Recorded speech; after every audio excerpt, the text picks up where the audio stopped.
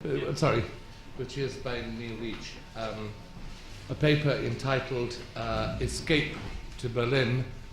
Neil Leach is an architect, part translator and editor of the edition of Alberti, ran for some time the critical studies program in architecture at Nottingham, and is now professor of architecture at Bath, and teaches here in both the general studies and in the history and theory MA program.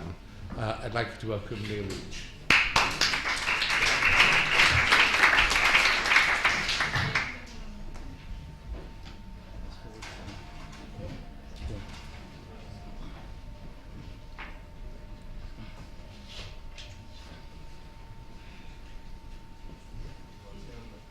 Good afternoon. It struck me that I'm the first and only English person to speak this afternoon. But I would say that I was brought up in West Germany, and I was there at least for my vacations. So I grew up, as it were, under the shadow of the Berlin Wall, but on the other side to Inez, and I was very taken by her very personal and very beautiful account of life beyond the wall. Because to me as a child, the Berlin Wall was the source of endless fascination. I can recall going there as a 10-year-old boy in shorts and going up onto a wooden platform and looking out over what seemed to be an enchanted garden on the other side of the wall. And that fascination with the East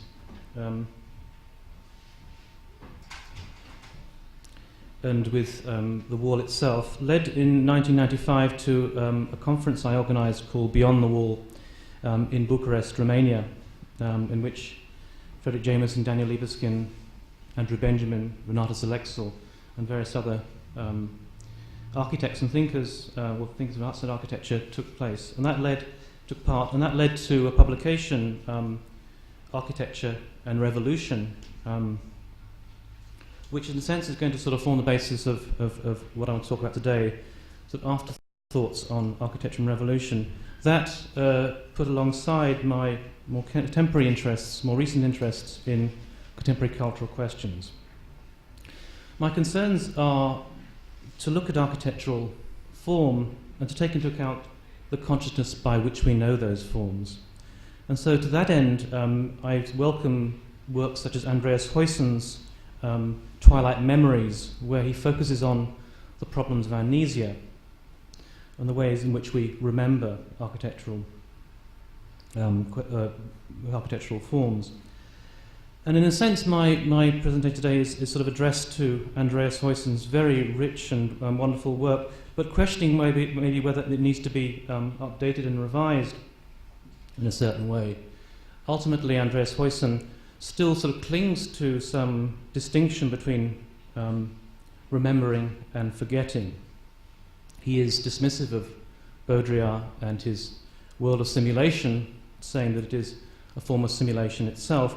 But I wonder if one can maybe take that sort of culture of simulation and counterpose it against his discourse of amnesia, to ask the question whether the whole discourse of memory and forgetting is not somehow colonized by questions of simulation, questions of fantasy, and so on.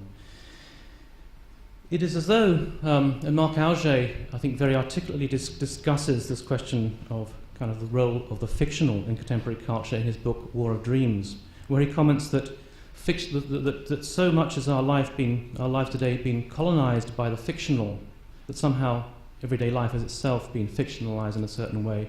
So if the distinction between the real and the fictional has somehow been effaced, just as we are almost taken in by the special effects of movies such as the Titanic, so we are almost taken in by the actual world itself. And in a world where reality TV, Big Brother and so on, takes place, we have to sort of start questioning how we understand reality. So in a sense, I want to question Andreas Huyssen, and I'll ask if we need to take him a bit further. I want to focus on the Berlin Wall as the topic of my discussion. And the first section is going to be looking at the Berlin Wall as the site of memory. And the second section is a sort of more close analysis of our contemporary culture. To ask the question ultimately, were the Berlin Wall still standing? Could we really grasp its ontological reality? And I show these images to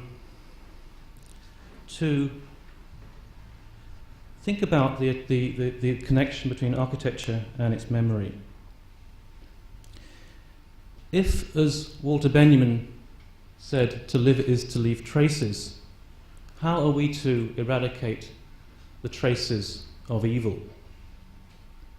This question is set in perspective by the recent history of 25 Gloucester Road, the former home of Fred and Rosemary West, which was systematically annihilated. Each brick was ground down and the building demolished. Do we have to actually demolish the building in order to eradicate the memory of a building? These images, which come from Architecture and Revolution, show very poignantly the social effect of the wall itself. Here we have, in 1961, two sisters meeting on either side of the wall. It's when one takes into account the comments by someone like Alberti on the foundations of society. According to Alberti, it was the wall and the roof that gave birth to society. What are we made to make of a wall that divides sister from sister, parents from children, and so on? Here we have images of people on the west, while they still can, gazing across to people at the east.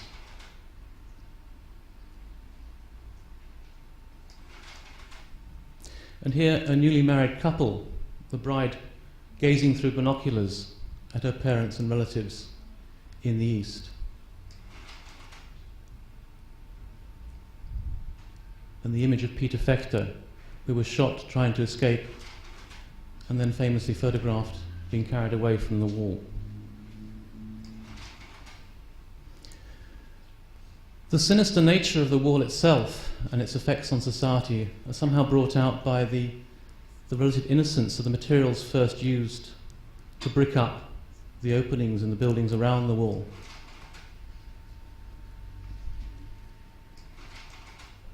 And then with the materials that were used to begin with to fabricate the wall, here we have some precast beams being used to make the wall.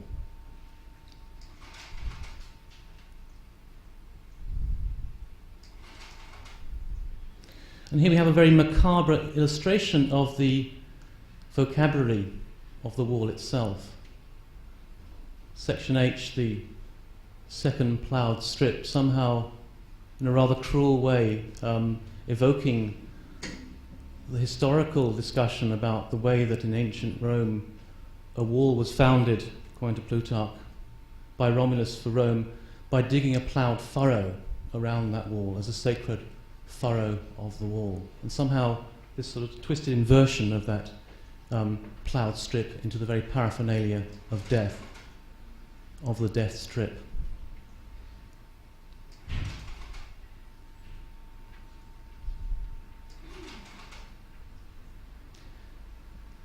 And I guess what's curious about Berlin today, and this was an image taken about 4 years ago, is the almost total eradication of that wall in the manner of 25 Cromwell Road. A forest of cranes, and in the background, Sharon's Philharmonie, such that sites that once had been part of the wall, such as Checkpoint Charlie, have been redeveloped. Interestingly, from the context of what I have to say, the cabin itself has been re-erected, a simulated version of it.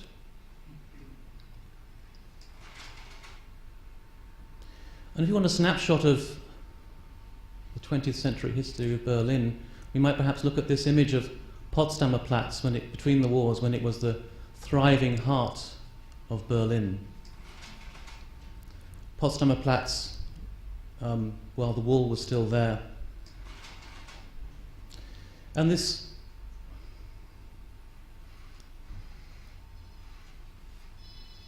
this image of this sort of civic image of Potsdamer Platz in the year 2005, with all the sort of designer architecture that we've had discussed today. What is remarkable about this image here is there's absolutely no trace of the wall. In fact, the very eradication of the wall is of some concern in some ways. This then is an example of how you can deal with, in some sense, with traces of evil. You can, as it were, destroy them, eradicate them. But I want to ask the question whether, in fact, architecture, whether, in fact, these traces can be removed in another way. And I want to do it by referring to another example from Central Eastern Europe. This is the Palace of Cheshire in Bucharest. What is remarkable about this building, which is quite enormous, in floor area it's the second largest building in the world behind the Pentagon, and in volume it's the third largest behind the Pentagon and the assembly buildings in NASA.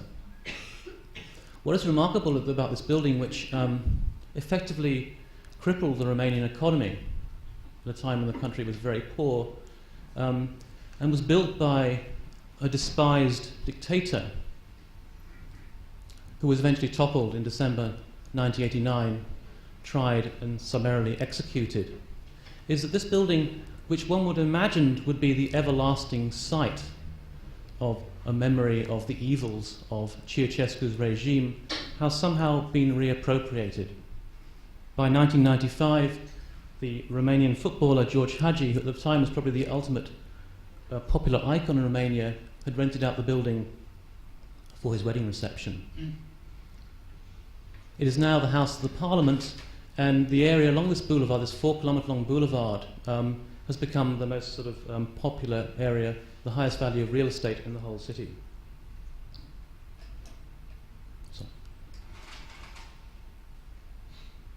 And when you go around the building, it's interesting in terms of the guidebooks and so on that there is little reference to Ceausescu.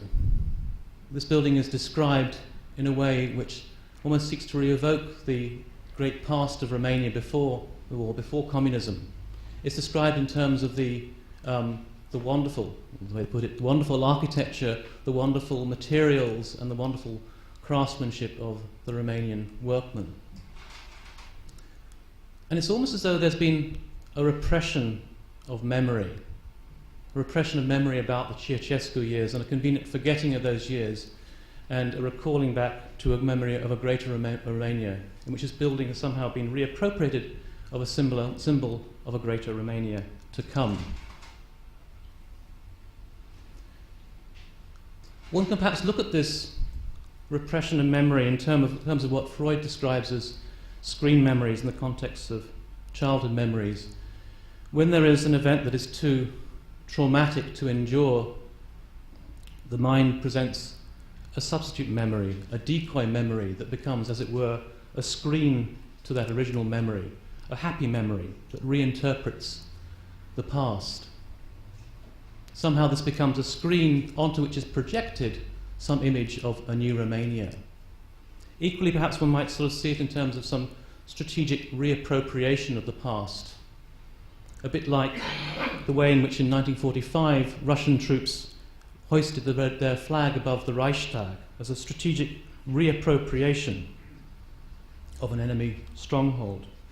One thinks equally of the example maybe of Nelson Mandela stepping across the threshold of the Union buildings in Pretoria and effectively reappropriating those buildings from being the site of apartheid to the site of an enlightened ANC government. What's happened then is that this building has been reappropriated. What this example shows us is that architecture itself can never be the site of enduring memory. It is not a question of the memory being locked into the form. And I want to quote here Frederick Jameson, who's come up with a startling but I think very telling comment on the capacity for form to bear political meaning.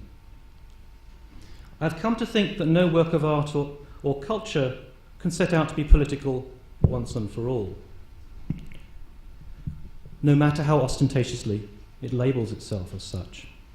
For there can never be any guarantee that it will be used the way that it demands. A great political art, Brecht, can be taken as a pure and apolitical art.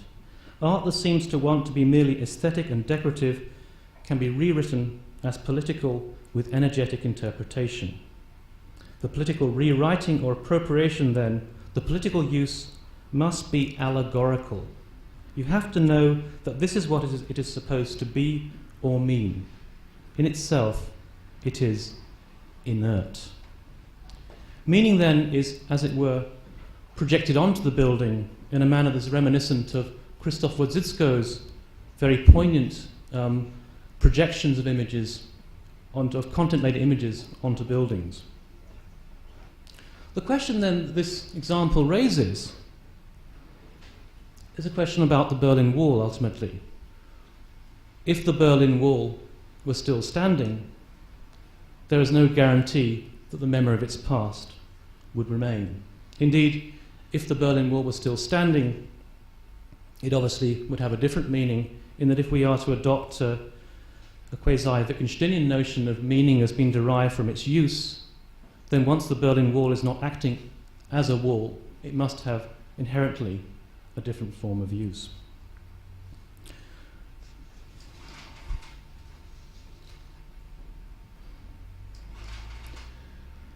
But I now want to look at the second part of my talk, which is to look at the cultural conditions in which we exist today. To look at particularly, I think, the cultural conditions of architectural discourse. And I want to look at it through the lens of the journal Wallpaper, which some of you may know. In fact, from my experience in the past, all of you will know, certainly the students. And what Wallpaper seems to stand for is a sort of it doesn't apply to everybody, but it seems to sort of refer to an incipient sort of cultural way of looking at the world that has established itself in various ways within sort of Blairite, cool Britannia, but also throughout much of Western culture, but particularly, I would claim, within Western designer culture. It's a journal which is kind of full of these sort of dreamlike images of models posturing in various sort of ways. A catalogue, I guess, of wish images of potential life. It's a journal essentially all about lifestyle, in which somehow theory itself gets appropriated as an aspect of that sort of aestheticized world. And architecture is presented as an aspect of that lifestyle, alongside fashion, cooking, travel, and so on. Frank Gehry is appropriated as part of this sort of dreamland. But what I'm interested here is not so much its appropriation, the appropriation of architecture as part of lifestyle, so much as the orientation of this particular worldview towards the fictive and the imaginary, towards a world of performativity, of role-playing and theming, a world of lifestyling. What's interesting when one looks at these advertisements in Wallpaper, and somehow I think advertisements are a very telling account of the way we see the world these days. Andrew Wernick has suggested in promotional culture that advertising is more or less coextensive with the way we see it the world those days, so it has colonized the whole horizon of consciousness. What is interesting about these advertisements is their sort of kind of superficial, sort of dumb quality. They are advertisements that play upon the surface. They are advertisements that deal with seduction. And here I refer to seduction as Baudrillard does, in contrast to any deep level of meaning. What we have here is a very different form of advertising to traditional advertising. There was a time when advertising would consist of some scientist in a white coat coming in and giving you a lecture about the merits of this or that toothpaste, this or that washing powder.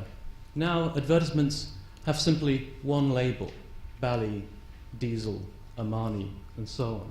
One is, as it were, expected to dream oneself into the space of these advertisements, to colonize them with your imagination, to be transported into the realm, the space of the advert itself. And what is interesting about advertisements is precisely the way that they play upon the realm of fantasy. Advertising agents are conjurers, tricksters, purveyors of dreams, and their advertisements are repositories of those dreams. What happens is a two-way process. Often when you get an advertisement, say, for a car, you'll be presented with a car being driven over a bridge, over an alpine setting, across a desert, and so on. It's not simply that one is expected to somehow imagine yourself in that car, alongside that beautiful model or what have you. But there's sort of Janus face sort of process whereby when you're actually driving that car around the more congested streets of central London, you are, as it were, still living out some fantasy of towing some skier, driving across some mountain pass across a desert, and so on. This sense of fantasy is to some extent reinforced by credit culture. These days, price tags have been removed, and all we have are these sort of the barcodes. One can pay for something with a credit card seamlessly through invisible fluxes of credit, only to have to sort of face the bill later on. It's kind of like a world of the future conditional. You too could have this product. It operates in a kind of Freudian world of daydreaming and wish fulfillment. The point I want to make, essentially, is this culture of credit culture and our advertising is like a world that is colonized by fantasy and dreaming. Christopher Lasch has very evocatively referred to our present culture as a culture of narcissism. And one might perhaps sort of think about a culture of narcissism in which people are solipsistically wrapped up in themselves. It's a culture of untrammeled individualism, of self-surveillance, and so on. And one might perhaps take this image of Narcissus gazing contentedly at his own image to refer to this kind of wallpaper world as a form of aesthetic cocoon. If one imagined a three-dimensional version of this where one is surrounded by aesthetic objects that give you this sort of sense of satisfaction. You can see this sort of model as a sort of protective, updated version of Zimmel's shield, the blasé individual. An aesthetic world is a source of continual satisfaction. Sorry. But what I want to point to, though, is the projective side of narcissism. For narcissism is not simply the failure to see the other in the other, but rather the ability to see the self in the other, to project the self onto the other. It's a culture that essentially lends itself to theming and role modelling. Here we have an illustration from wallpaper. Who will you be in the next 24 hours? What's happened recently has been a curious sort of inversion on questions of identity. Identity is no longer some sort of fixed attribute which remains with you for all your life. You were born in a certain village, you married the person next door, you live there and die there, and so on. Rather, identities have become things that they become in the plural, they become things that one takes on and discards. They become like fashion accoutrements, urban camouflage. Judith Butler refers to identity in terms of performativity. Judith Butler is, for those of you who don't know her, she's a gender theorist who works particularly on lesbian questions, and her argument is simply that we are not, as it were, governed by our biological bodies, but we can be what we want to act out ourselves to be. In a model that seems to be drawn from Hollywood, she talks about, emphasizes the importance of performativity in the way that we lead our lives these days. One can, as it were, reinvent oneself, be someone else, take on new identities. Sherry Turkle talks about this context in the context of life on the screen as something that is a facet of contemporary internet sort of culture, the capacity to take on screen identities. And perhaps if we're looking for somebody who is a group of people who've reinvented themselves, who've taken on new identities, we might look perhaps at the Spice Girls. A group of ordinary girls from ordinary backgrounds have suddenly somehow reinvented themselves as Sporty Spice, Posh Spice, and so on. It's not simply the Spice Girls, though, who... David Beckham. Who have reinvented themselves. One thinks also of politicians. Ken Livingstone, interestingly, somehow conveniently manages to forget his sort of hardline Marxist past and reinvent himself as Ken L, Mel C, Mel B, Ken L. Ken L of Armani suits and Thai restaurants, out to get the trendy vote Ken vote. And one thinks perhaps of Ali G, who's exposed the very sort of performativity at the heart of race itself. A Jewish guy from North London can somehow pass himself off as a rap artist from an Afro-Caribbean background. But what Judith Butler does that's very intriguing, and from the point of view, I suppose, of any epistemological inquiries, is point out the performativity of the gaze itself. According to Butler, one could take the video of the Rodney King incident. To view that video with, as it were, coloured eyes is to race that video. And once one introduces the notion of performativity as colonising the gaze itself, then one begins to destabilise a fairly sort of safe notion of what any notion of historical consciousness is. What we have in Wallpaper is a strange world of posturing, of escapist dreaming, of fantasising, in which you don't actually have to do the things that they list out. One simply has to fantasise about them. It's full of recipes for cakes that anybody who's reading it probably hasn't got the time to actually make, but the idea is you go down to a restaurant and order it and enjoy it in that way. And of course, travel becomes a fundamental facet of this culture of escapism, referred to here as the Great Escape. Fukuoka Navigator, essential numbers and key things for a fun and fabulous Fukuoka stay. What indeed would such a culture make of Berlin today, or indeed the Berlin Wall? How could we understand such a culture in the context of this culture of dreaming, of theming, of role-playing and escapism? Well, as it happens, interestingly, this month in Wallpaper, there is a feature on Germany. Going to the farm, let's go to the farm in Allgäu. Made in the milking room in the Erd family farm, Ellhofen, Allgäu, Germany. Rationalization, health scares, allegations of cruelty to livestock and low prices. This is not the easiest of times for independent dairy farmers, but it isn't all doom and gloom. New and improved products are in development, and people will always want froth on their coffee. How now, brown cow?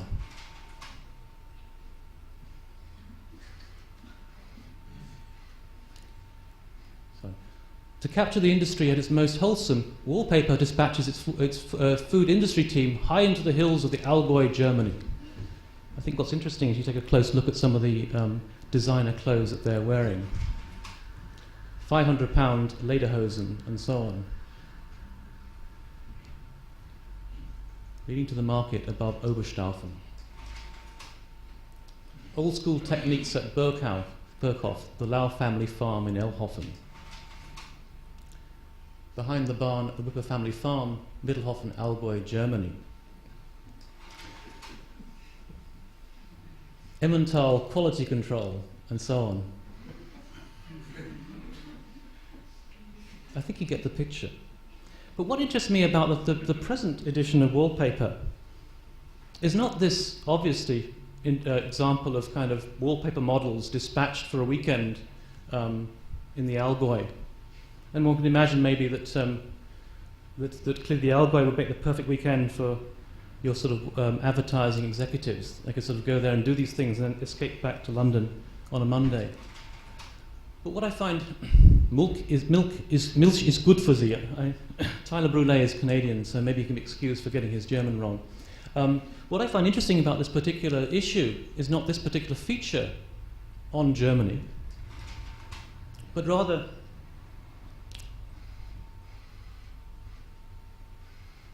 this feature on cold weather training, tinged with a certain sort of homoerotic appeal. I think the idea is that wouldn't you love to be saved from the avalanche by some of these young lads? What is interesting about this particular image is that these are not wallpaper models. This is kind of like reality itself.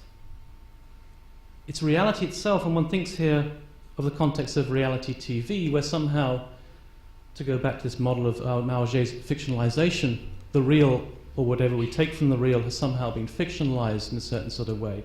And one thinks also of various sort of curious historicizing sort of documentaries on television right now. There's a house, 1900, which has been lived in by various people who are dressing up in 1900 outfits and eating 1900 sort of food. It's the way in which the real itself has somehow been colonized by this level of fantasy. These guys are not wallpaper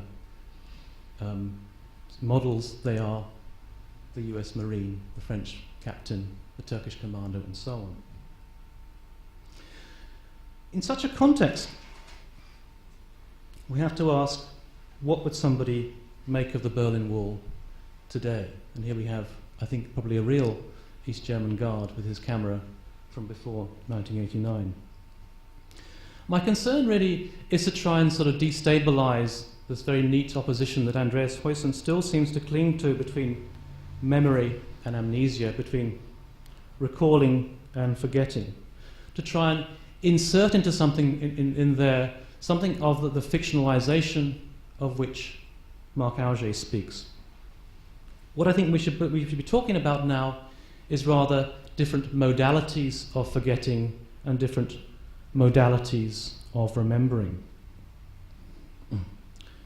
Slavoj Žižek has made some very useful sort of comments on the subject of virtual reality.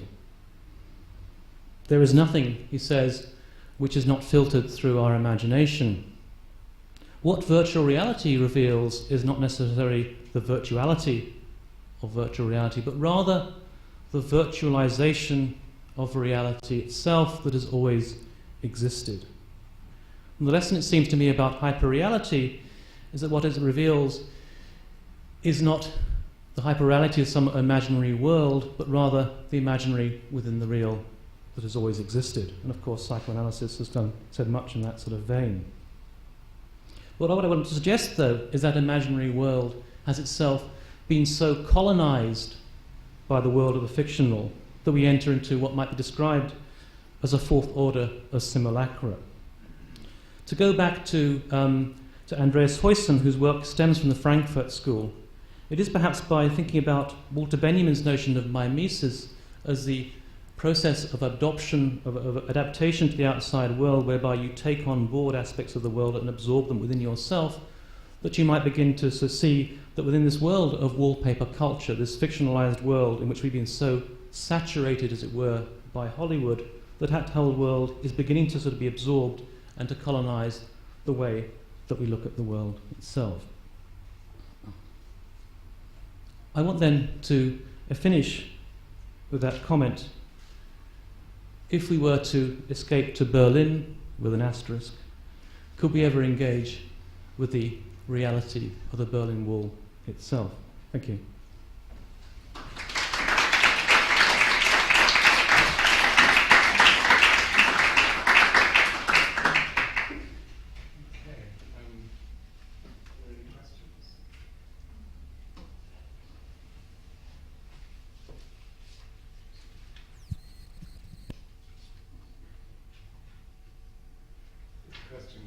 Yeah. Question. You mentioned that you compared Wittgenstein saying that words meanings only, sort of defined by its use or the context. Yeah. You said that that's similar to architecture. Do you really think? I didn't really get it. Do you think that the space you're actually physically in could be, if it was a prison or something like that, redefined in the same way we could change meanings of words? I think it's a bit strong. No. I was thinking perhaps of the comment that came in on the earlier speakers about what is Nazi architecture. To me, Nazi architecture is defined, in a sense, by the way that it is being used, by the associations that are made for that particular building. Because if you take it out of its context, put it somewhere else, and we have plenty of sort of buildings in England looking quite similar to what was going on at the time, then it's a radically different thing. So it gets its meaning from the way it's sort of perceived and how it's been used.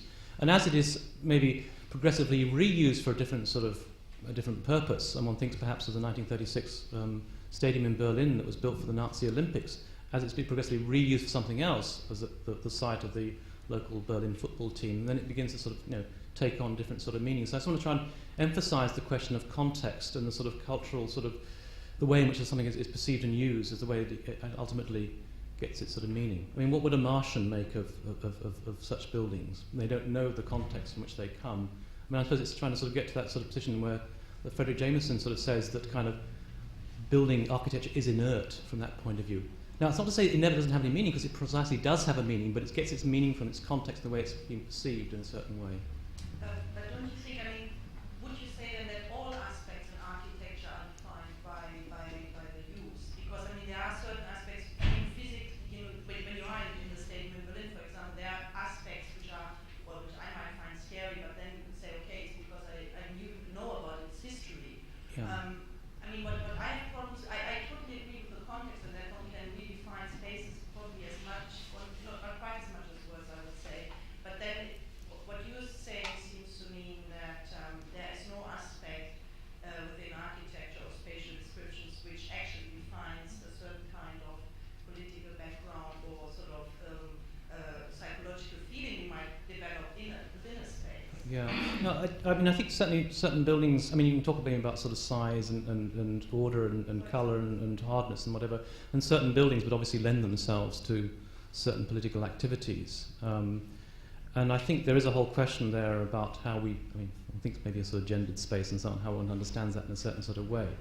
But I suppose I just want to try and, in a slightly provocative statement, because I think it is provocative, try and sort of jolt one into sort of thinking about things in a different way.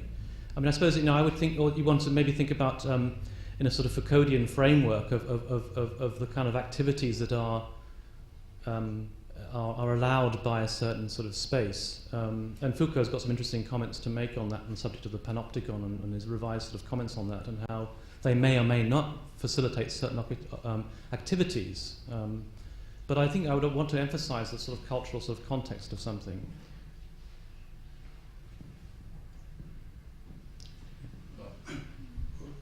Comment indeed on recent phenomenon by establishment architecture, not on the fringe of fashion, such as the Great Court at the British Museum, where the original reading room seems to have become a kind of empty centre, a museum of itself. It no longer has any content. No longer has the original content. Yeah, no, well, I'm not sure I could say very much, but to say that would be an interesting example of that happening. I guess just while you were sort of saying that, I was thinking in some ways of how sort of serious designer architects have been caught up in something that I was trying to describe here in kind of in wallpaper culture. I don't know if anyone's been to Las Vegas recently, but if you go to the Venetian on the first floor, there's the Grand Canal, which is kind of weird. You go to the end of that and you find there's a very trendy sushi bar. I went there and I asked the owner who had designed it, and I was told it was Thomas Mann. And I thought it was unlikely that a German novelist had designed a sushi bar, but then he said it was Thomas Mann and Morphosis, and I realised that this kind of world was maybe being appropriated in a certain sort of way. And I think that kind of Rem is very knowingly engaging with John Jurdy in that sort of world. So there's kind of like an interesting sort of, I don't think we can escape all that from an architectural culture. We can't think because we're doing high architecture, we are outside that sort of domain. Yeah. I mean, could I just sort of push the question for a moment? About Nazi architecture. I mean, it seems to me that you move, in a sense, maybe a bit too quickly from saying that while, and I mean, I certainly agree with you, while the term Nazi cannot be used as indicated, as being an architectural or art historical term, it doesn't designate either stylistically or in terms necessarily of its programs, a kind of distinctive corpus of architecture. I mean, I think in a way, I don't really think anyone would necessarily kind of think that anymore, but you seem to kind of move from that point kind of immediately to the point that in a sense, therefore,